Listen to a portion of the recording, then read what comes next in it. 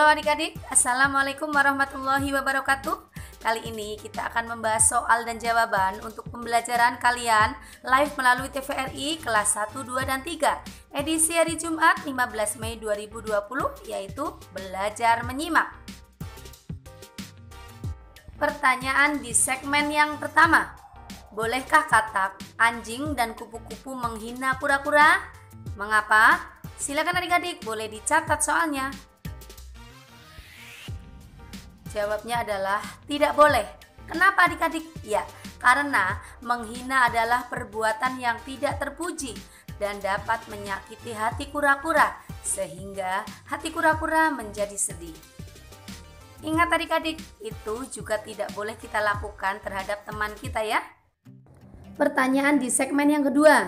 Ya, di segmen kedua ada 3 pertanyaan adik-adik. Yang pertama, sebutkan tokoh-tokoh yang ada dalam cerita tadi.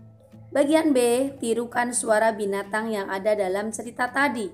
Bagian C, ceritakan kembali isi cerita tadi. Kita akan bahas satu persatu adik-adik. Yang pertama, tokoh-tokoh yang ada dalam cerita tadi adalah yang pertama siapa? Kura-kura. Ya, kemudian katak, anjing, kera, dan ayam.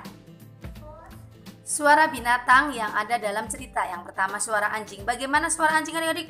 Ya, guguk, guguk. Bagus. Suara katak. Kurebek, kurebek, kurebek. Suara monyet. Kemudian suara ayam.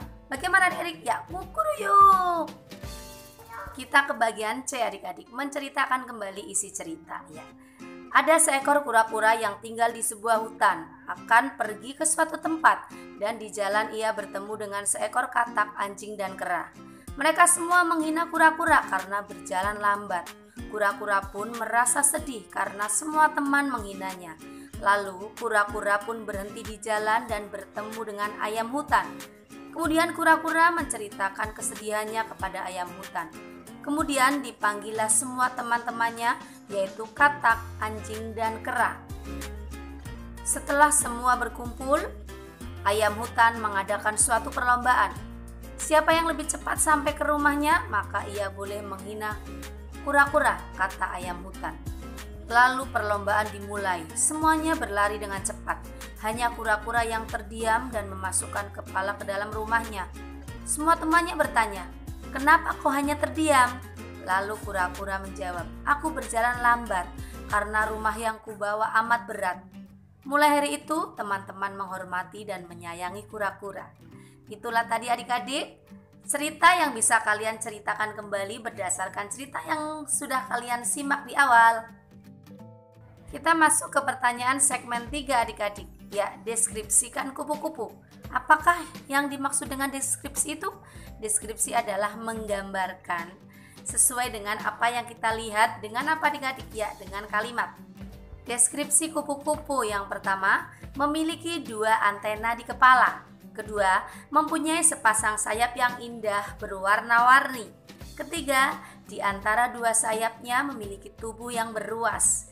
Dan keempat, kupu-kupu mempunyai 2 mata.